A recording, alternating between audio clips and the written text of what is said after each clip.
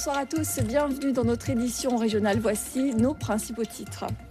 L'incompréhension entre les... Mais pour commencer ce rappel à la prudence, nous sommes toujours en vigilance jaune. Les pluies demeurent d'actualité. Les routes sont glissantes. Un homme est décédé d'ailleurs ce matin à Saint-François. Il a perdu le contrôle de son véhicule. Et puis hier soir, un carambolage au Lamentin également. La collision entre les 4 véhicules a fait un blessé grave et 2 blessés légers, dont une femme enceinte et son jeune enfant. Attention donc également aux abords des cours d'eau et en montagne. Et idem pour Saint-Martin et Saint-Barthélemy qui sont également concernés. Le torchon brûle entre les orthophonistes et la Caisse de sécurité sociale de la Guadeloupe. Cette dernière aurait fait l'avance d'honoraires, mais n'aurait jamais reçu les justificatifs. Les orthophonistes, eux, parlent d'une remise en cause du principe du tiers payant. Les explications d'Éric René et de Paul Labéca. À Marie-Galante, la colère monte chez les commerçants de Grand-Bourg. En un mois, plusieurs d'entre eux ont été victimes de cambriolage en pleine nuit, ce qui provoque un sentiment d'insécurité.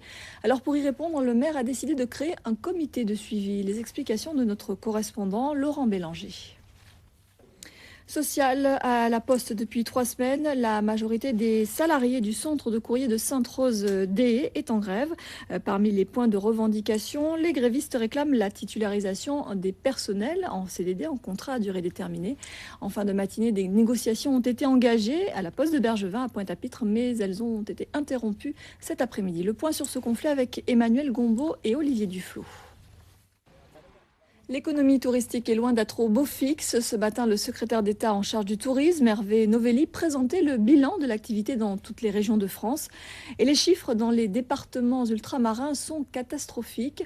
Seule note optimiste, une reprise de l'activité à la fin de l'année 2009 qui s'est confirmée en ce début d'année. Jean-Michel Mazerolle, Jean-Louis Ravalet. Santé à présent, la loi Hôpital Patient Santé Territoire vient de procéder à la création des agences régionales de santé. Elle remplace l'ARH, l'agence régionale d'hospitalisation, et regroupe désormais plusieurs organismes de santé. L'ARS prend donc la forme d'un guichet unique en matière de politique de santé. Avant d'en parler avec notre invitée, la nouvelle directrice générale de l'agence de santé, voyons comment cette structure se met en place chez nous avec ce reportage signé Paul-Henri Scoll et Alfonso Martinez. Et je vous le disais, Mireille Villaume, la nouvelle directrice générale de l'agence de santé, est notre invitée. Bonsoir madame. Bonsoir. Merci d'être sur ce plateau. Alors en Guadeloupe, vous me l'avez dit il y a quelques instants, c'est pas l'ARS, c'est l'agence de santé pour coller, on va dire, à une spécificité bien locale en fait. Expliquez-nous. Une réaction par rapport à ce reportage que l'on vient de voir. Patrick Houssel, le directeur du CHU, lui fait preuve de vigilance. Qu'est-ce que vous avez envie? Alors l'agence de santé est donc l'interlocuteur régional unique qui devrait garantir donc une meilleure coordination entre les professionnels et les établissements de santé et médico-sociaux. Alors, pour être performant, était-il, selon vous, impératif de procéder à cette fusion de toutes ces structures? Alors justement, l'agence de santé promet une meilleure prise en charge des patients. La qualité des soins devrait également aussi s'améliorer. Concrètement, comment ça va se traduire? Ancienne ARH, à l'agence régionale d'hospitalisation, connaissait quelques difficultés financières, c'est ce qui se disait. Alors un des enjeux majeurs, justement, c'est la réduction des déficits. Cette maîtrise des coûts, est-ce qu'elle va passer par des suppressions de postes, sachant qu'il y a cette fusion? À travers cette prise en charge, qu'on peut mieux dépenser l'argent que nous avons. Merci beaucoup en tout cas, Mireille Villaume, d'être venue sur ce plateau. Merci. Politique maintenant, le conseil municipal de Saint-Claude a voté hier soir son compte administratif 2009 et le budget primitif 2010. Un vote à une large majorité. Le budget 2010 enregistre une augmentation de 6%. Les impôts ne bougent pas au moment où la commune va adhérer d'ailleurs à l'association des communes et collectivités d'outre-mer. Le compte rendu de Thierry Philippe. Un incendie en mer à bord d'une navette transportant une 60aine de passagers. Cela avait tout d'un véritable accident, mais ce n'était en réalité qu'un exercice de sécurité civile. L'événement qui s'est déroulé au large du Gosier a mobilisé de nombreux partenaires, Crossac, gendarmerie, pompiers et bien d'autres.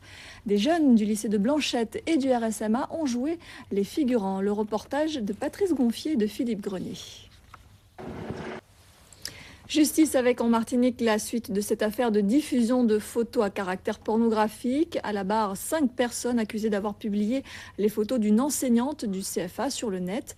Le président du CFA BTP était lui accusé d'avoir licencié abusivement Liliane Paolo. En attendant le jugement qui sera rendu le 26 avril prochain, voici le compte-rendu de l'audience avec Franck Zozor et Karine Bast. Retour en Guadeloupe avec le Terra Festival qui se poursuit. Depuis hier, la 7e édition de ce festival du film de l'environnement et du développement durable propose différentes manifestations autour de documentaires. La cible, le grand public, mais aussi les scolaires. Cet après-midi, d'ailleurs, les collégiens de Maurice Satineau ont pu apprécier un film du journaliste naturaliste Marc Giraud. Une rencontre scolaire à la découverte des richesses de la nature guadeloupéenne. Le reportage de Laura Séné et de Jean-Marie Mavounzi. Et dans le cadre de ce Terra Festival, plusieurs projections sont ouvertes au public, je vous le disais, à la médiathèque du Lamentin. À noter demain le long métrage à 18h, le début de la fin de Patrice Barat qui pose la question de la crise.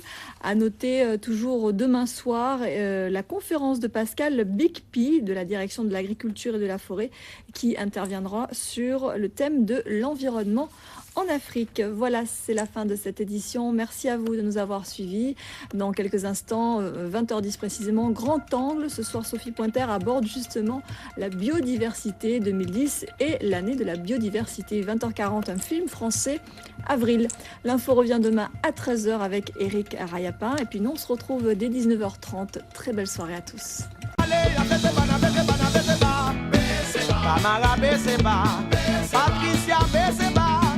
Vanessa Beseba, Christina Beseba, Saïcha Beseba, Stefania Beseba, Sonsot Boye Monté, Julian Gal Beseba, Selmeta Beseba, Christina Beseba, Sahara Beseba. Ah, depuis on va camper à chanter, même là on finale à danser. Depuis on va camper à chanter, même là on finale à danser.